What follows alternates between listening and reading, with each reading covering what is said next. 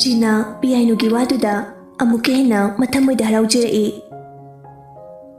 aseng rupi nang kai khungki wari sage piano na usobe heki bani makhadi sadada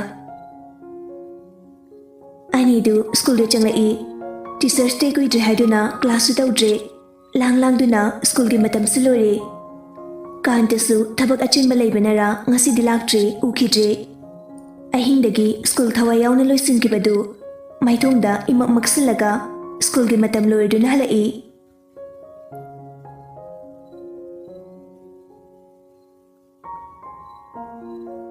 matamdi lepalaite ngasi teachers day numitni piano mingsel mamangda famduna keri ngasi di piano aduki matik fazai hanade khusem na yaksin daisinba yaudana chamna fazabani adubu ngasi di khusem gi fazabasu yaurabada lam yauna fazabi habadu oire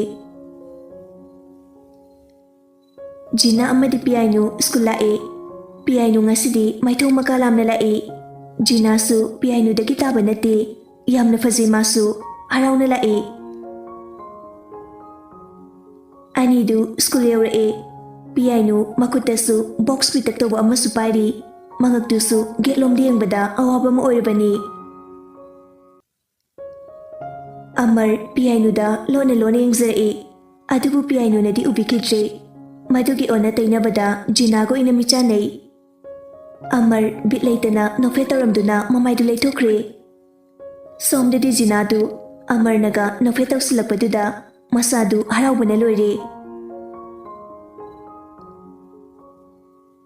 ngaibu ngaizarabadi ngaijaman phangi haibaduni ngasaidagi piano du kanta yenglambani ure chinglemlaba maithong nupa ama oibagi chapsaraba sabat amuksu tangna momonokpadi ngauridaba kanabu leigani kantana magi bullet tu tongduna changlakpadu ubada leiramliba nupi maunaha leisabi machasingdu mayada hingchangba khangdre leisabidi kharabu fari mausingdu magi nupasinga saunaba fau yaunarabani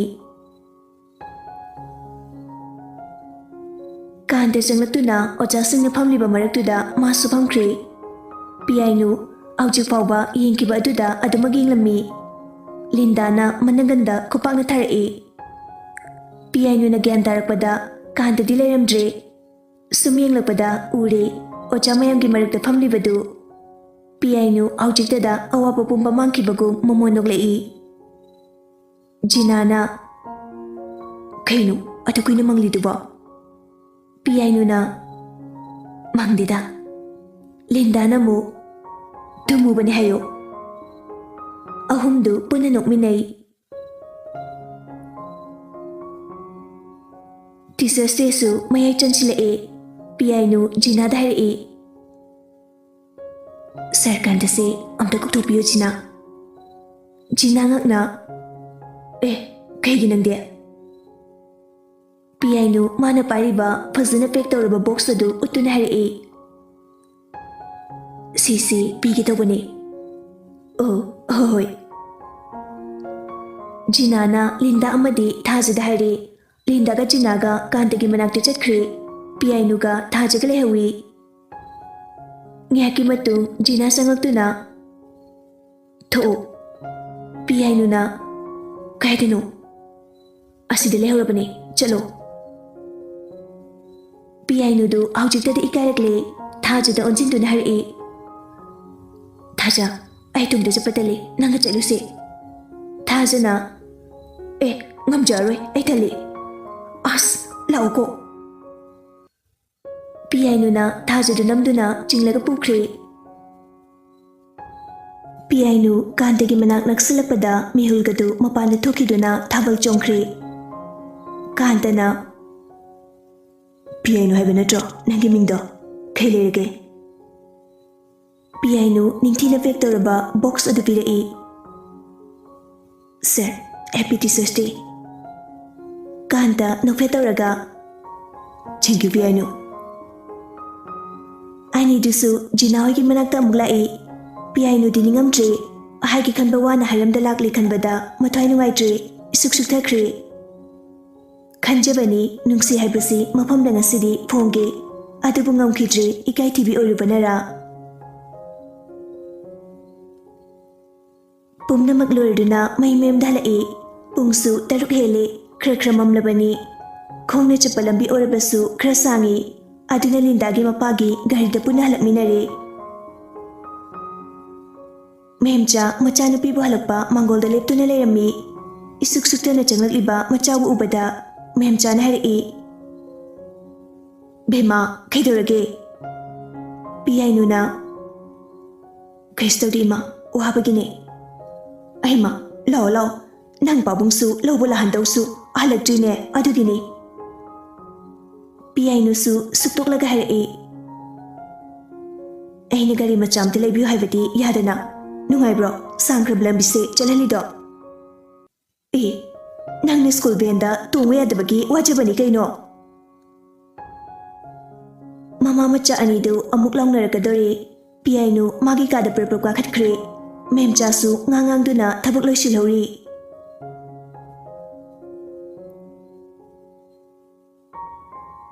ꯅꯨꯃꯤꯗꯥꯡ ꯆꯥꯛ ꯏꯁꯤꯡ ꯆꯥꯕ ꯇꯣꯛꯑꯗꯨꯅ ꯃꯥꯒꯤ ꯀꯥꯗ ꯇꯨꯝꯕ ꯆꯪꯅꯔꯛꯏ ꯃꯦꯝꯆꯥ ꯃꯄꯨꯔꯣꯏꯕꯗ ꯋꯥ ꯍꯧꯗꯣꯔꯛꯏ ꯃꯣꯏ ꯄꯥꯕꯨꯡ ꯏꯆꯥꯁꯤ ꯈꯣꯡꯅ ꯆꯠꯄ ꯋꯥꯍꯦ ꯑꯗꯨꯅ ꯁ꯭ꯀꯨꯜ ꯚꯦꯟꯗꯣ ꯈꯔ ꯍꯥꯏꯅꯔꯁꯤ ꯍꯌꯦꯡꯗꯒꯤ ꯆꯠꯅꯕ ꯁ꯭ꯌꯥꯝꯅ ꯍꯣꯏ ꯑꯩ ꯐꯅꯕ ꯁꯤꯜꯂꯒꯦ ꯁꯣꯝꯗꯅ ꯀꯥꯟꯇ ꯃꯌꯨꯝ ꯍꯜꯂꯛꯇꯨꯅ ꯃꯁꯥꯗꯨ ꯐ꯭ꯔꯦꯁ ꯑꯣꯏꯊꯣꯛꯂꯕ ꯃꯇꯨꯡ ꯆꯥꯛ ꯏꯁꯤꯡ ꯆꯥꯊꯣꯛꯇꯨꯅ ꯇꯨꯝꯕ ꯆꯪꯂꯛꯏ ꯀꯥꯟꯇ ꯄꯤꯌꯥꯏꯅꯨꯅ ꯄꯤꯔꯛꯂꯤꯕꯗꯨ ꯑꯍꯟꯅ ꯐꯥꯎꯕ ꯌꯦꯡꯂꯨꯗ꯭ꯔꯦ ꯑꯗꯨꯝ ꯇꯨꯝꯊꯈ꯭ꯔꯦ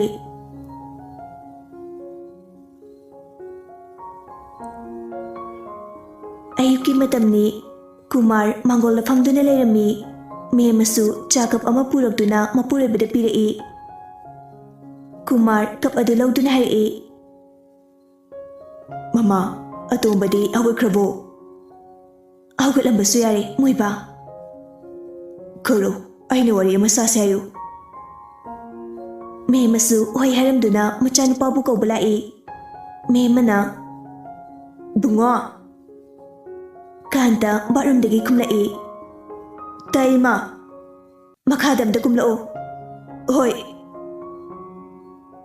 ꯃꯦꯝꯃꯁꯨ ꯊꯣꯛꯈ꯭ꯔꯦ ꯉꯥꯏꯍꯥꯛꯀꯤ ꯃꯇꯨꯡ ꯀꯥꯟꯇꯁꯨ ꯊꯣꯔꯛꯏ ꯀꯨꯃꯥꯔ ꯃꯆꯥꯅꯨꯄꯥ ꯎꯕꯗ ꯍꯥꯏꯔꯛꯏ ꯂꯥꯛꯑꯣ ꯏꯄꯥꯒ ꯋꯥꯔꯤ ꯑꯝꯇ ꯁꯥꯁꯤ ꯀꯥꯟꯇꯁꯨ ꯃꯄꯥꯒꯤ ꯅꯥꯀꯟꯗ ꯐꯝꯊꯔꯛꯇꯨꯅ ꯍꯥꯏꯔꯛꯏ ꯀꯩ ꯃꯇꯥꯡꯒꯤꯅꯣ ꯕꯕꯥ ꯀꯨꯃꯥꯔ ꯄꯥꯏꯔꯝꯂꯤꯕ ꯆꯥ ꯀꯞꯇꯨ ꯅꯥꯀꯟꯗ ꯊꯝꯈ꯭ꯔꯒ ꯃꯆꯥꯅꯨꯄꯥꯗ ꯌꯦꯡꯗꯨꯅ ꯏꯄꯥꯒꯤ ꯇꯣꯝꯕ ꯅꯪ ꯆꯍꯤ ꯀꯌꯥ ꯁꯨꯔꯦ ꯈꯪꯂꯕ꯭ꯔꯥ ꯀꯥꯟꯇ ꯉꯥꯏꯍꯥꯛ ꯅꯤꯡꯁꯤꯜꯂꯒ 35 ꯍꯥꯏꯔꯤ ꯀꯩꯗꯧꯔꯒꯦ ꯄꯥꯕꯨꯡ ꯅꯃꯥ ꯅꯄꯥꯁꯤ ꯅꯍꯥ ꯑꯣꯏꯔꯤꯕ꯭ꯔꯣ ꯅꯃꯥꯅ ꯊꯣꯡꯕ ꯆꯥꯛ ꯏꯟꯖꯥꯡꯁꯤ ꯀꯌꯥꯝ ꯀꯨꯏꯅ ꯆꯥꯈꯤꯗꯣꯏꯅꯣ ꯑꯩꯈꯣꯏꯁꯦ ꯏꯃꯧꯒꯤ ꯃꯈꯨꯠ ꯆꯥꯕ ꯐꯪꯗꯅ ꯄꯨꯟꯁꯤ ꯂꯣꯏꯕ ꯇꯥꯔꯗ꯭ꯔꯣ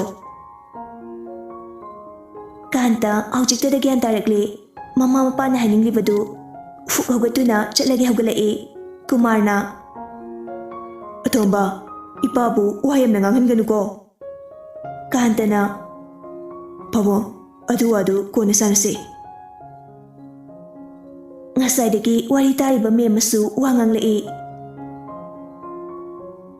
ꯅꯪ ꯅꯁꯥꯅ ꯈꯪꯗ꯭ꯔꯗꯤ ꯑꯩꯈꯣꯏꯅ ꯏꯈꯨꯠ ꯆꯥꯕ ꯏꯃꯧ ꯑꯃ ꯊꯤꯕ ꯇꯥꯔꯦꯀꯣ ꯀꯥꯟꯇ ꯆꯠꯅ ꯍꯥꯏꯔꯝꯃꯤ ꯍꯅꯨꯊꯪꯗ ꯆꯣꯞꯁꯅꯤꯀꯣ ꯃꯦꯝꯃ ꯃꯆꯤꯟꯗ ꯁꯣꯜꯍꯧꯏ ꯏꯆꯥꯅꯨꯄꯥ 3 ꯌꯥꯎꯕꯁꯦ ꯑꯅꯤ ꯑꯃꯅ ꯑꯙꯥ ꯃꯔꯥ ꯑꯣꯏꯈ꯭ꯔꯦ ꯑꯃꯁꯤꯅ ꯅꯨꯄꯤ ꯊꯤꯌꯨ ꯌꯥꯗ꯭ꯔꯦ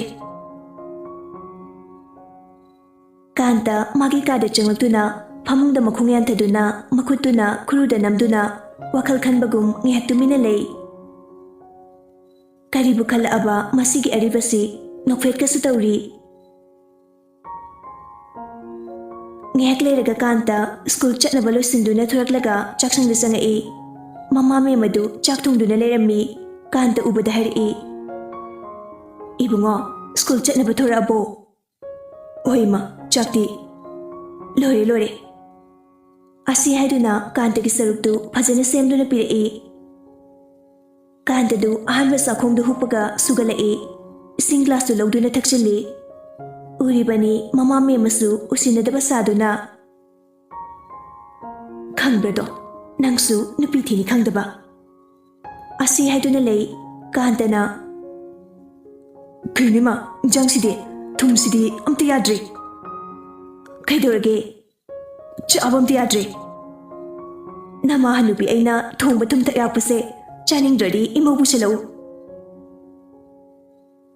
ꯀꯥꯟꯇꯗꯨ ꯈꯨꯝꯂꯝꯗ ꯍꯧꯒꯠꯇꯨꯅ ꯊꯣꯛꯈ꯭ꯔꯦ ꯃꯦꯝꯃꯁꯨ ꯃꯆꯥ ꯇꯥꯅꯕ ꯍꯥꯏꯍꯧꯏ ꯑꯩ ꯉꯁꯤꯒꯤꯁꯤꯗꯤ ꯐꯔꯕꯅꯤ ꯃꯊꯪꯗꯗꯤꯅꯦ ꯃꯁꯤꯗꯒꯤ ꯍꯦꯟꯅ ꯁꯥꯊꯤꯗꯣꯔꯤꯕꯅꯤꯀꯣ ꯑꯔꯤꯕ ꯁꯤꯠꯇꯕ ꯀꯥꯟꯇ ꯃꯥꯒꯤ ꯕꯨꯂꯦꯠꯇꯨ ꯊꯧꯗꯣꯛꯇꯨꯅ ꯁ꯭ꯀꯨꯜꯗ ꯂꯥꯛꯏ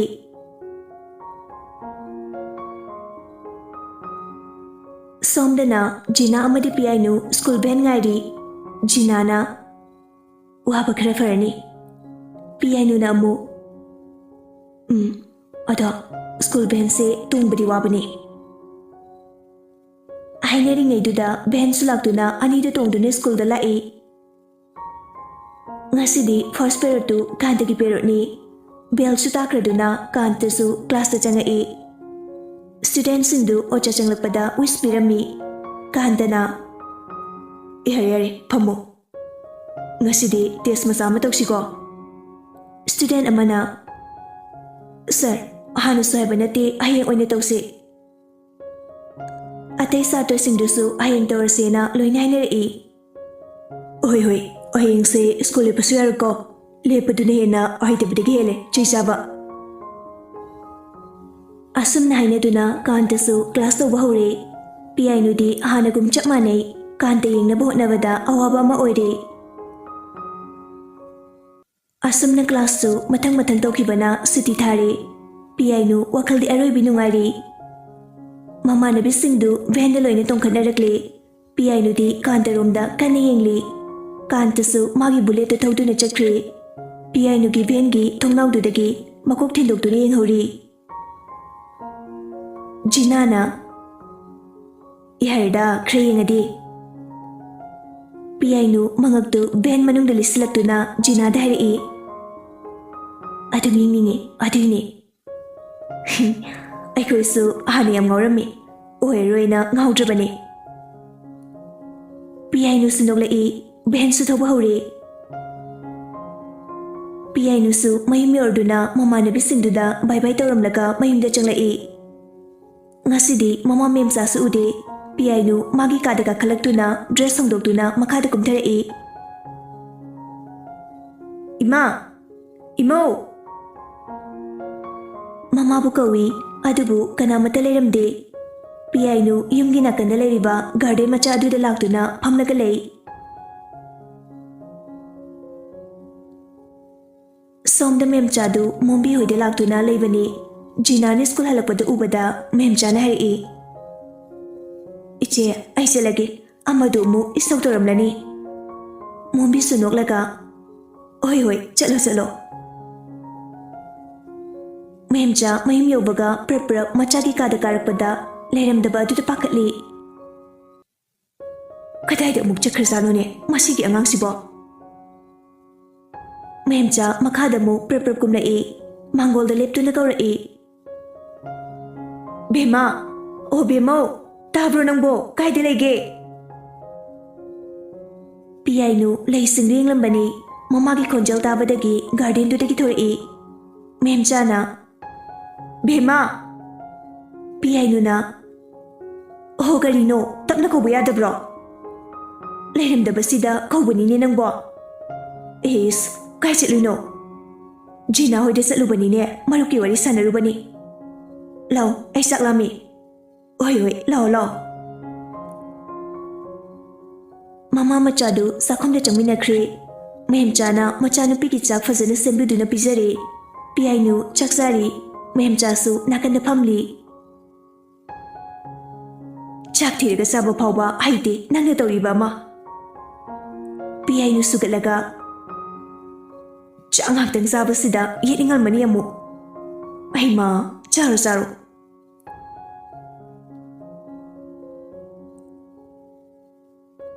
ꯁꯣꯝꯗꯅ ꯀꯥꯟꯇꯒꯤ ꯃꯃꯥ ꯃꯦꯝ ꯑꯗꯨ ꯆꯥꯛꯁꯪꯗ ꯆꯥꯛ ꯊꯣꯡꯅ ꯊꯣꯡꯅ ꯏꯁꯧ ꯂꯥꯡꯏ Mama hanubi aise langna be pen jiba khangde masigi pakhang ariba se. Kumar su magi nupi na sakum da haribadu haife tardu na changlai. Kumar na nang ni solang ni na chanu pasi na tabiroi. Mama wana banida. Mama ga mapaga na haribadu kanta su taribani thangna bakada magi ka oribani. Kanta na ahura dauni kui masimu oishibu kiam liredana.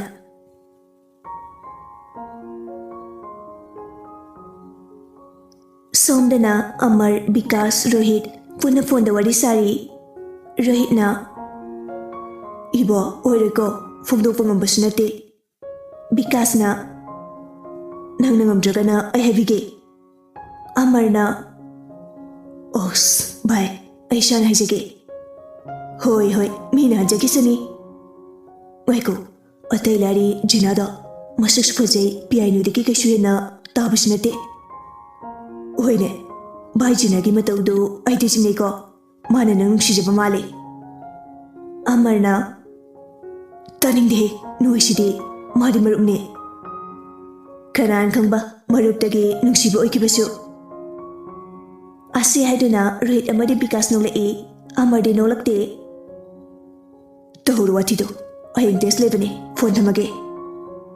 Hoida mi macha larik thawa yawbaga aikhoiga manaya ponte. Amar na phone da pat kakthali. Rohit noklaga thamgre. Vikas noklaga taba ngamamaroi. Marup anidu wari sana hore. Somda Amardi fana nungsibada ngawarsu larik te thawai yawbo oibana larik pakre. Piyai nudi hayeng test laikaina larik ka pabi bijanate. Mingsel mamangduda acting tawduna matomda ka sunokchari.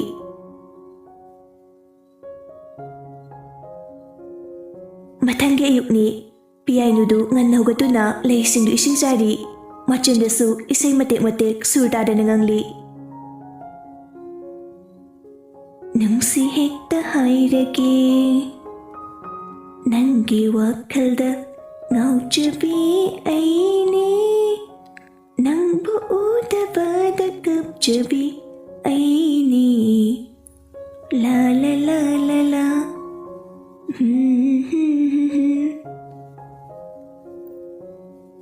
Siamdu walking halakpada machagi mataududa noklaga hairi.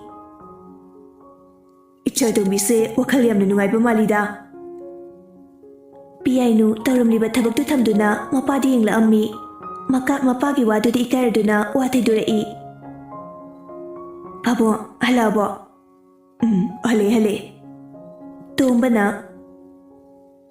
Ichanse leisabi farabanina isaigasu sakpa horene ko. Noklaga harakbani tombase piyainu na wakhal tarakpada gi mapagi driver oina adumak leiramlabani. Piyainu sunoklaga Tatomba ay kanana leisabi phayaino yam angang oi ko ide. Ibung na harinine angang oirambani hanati leisabi phare ichalse. Memchasu waridu de oxilai. Tomba adumaina ka hairunu irang pagrabana chalni. Piyainu mamada mamitu faina yenglamduna yaujaninkhraba. Asi haiduna changkhre.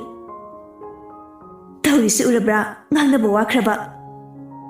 Tomba sunoklaga Fojarakani madam angang oiribaini.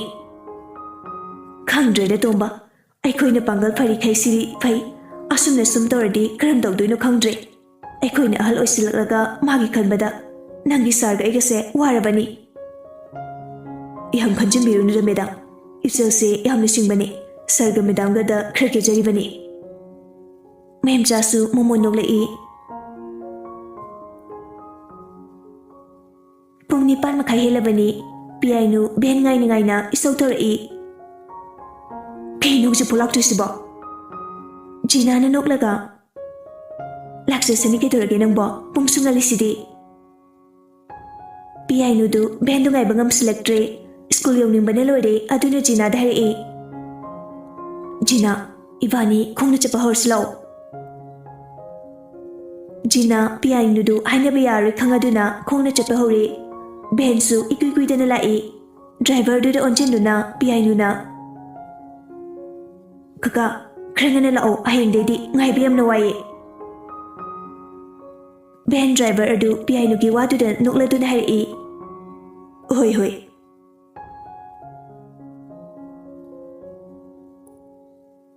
Somdasu school yore. Geta Amar Bikas Rohit lerami. Gina madu ubada masadu irang langjay. Amarda kirup kirup lona lona yengzere.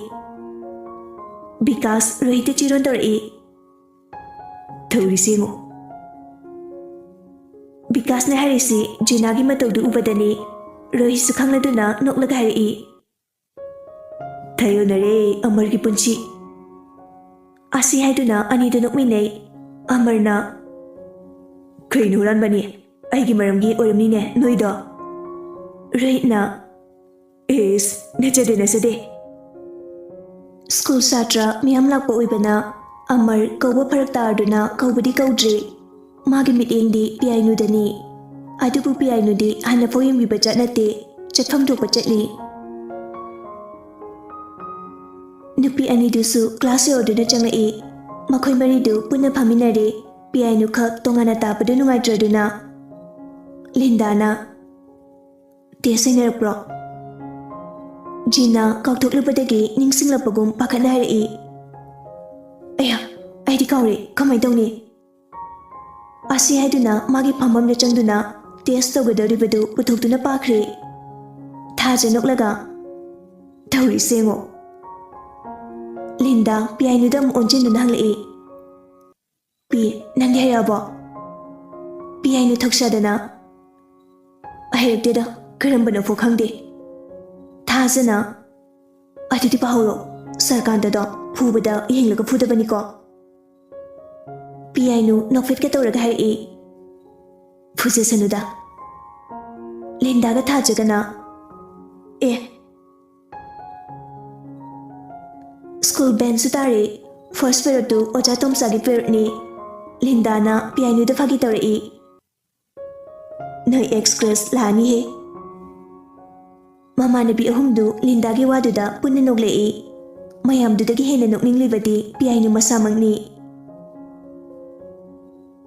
Asamna noklingai Tomchadu class ta janga ami. Student singdusu oja changlakpada uispirami. Tomchana Pamu. Piyainu du tanjana sadrisu nokpa thingba ngamdraduna nokthorai aduga lok amu khujinai. Somdana Amar piyainu gi mataubu lona yengjai. Magi mataududa Bikas na hari. Yengbana di kanaroi ko. Waridu Rohit su yoksalai. Kanaroi. Amar wadi ngalakte aniduda haifet yengbada magyengai.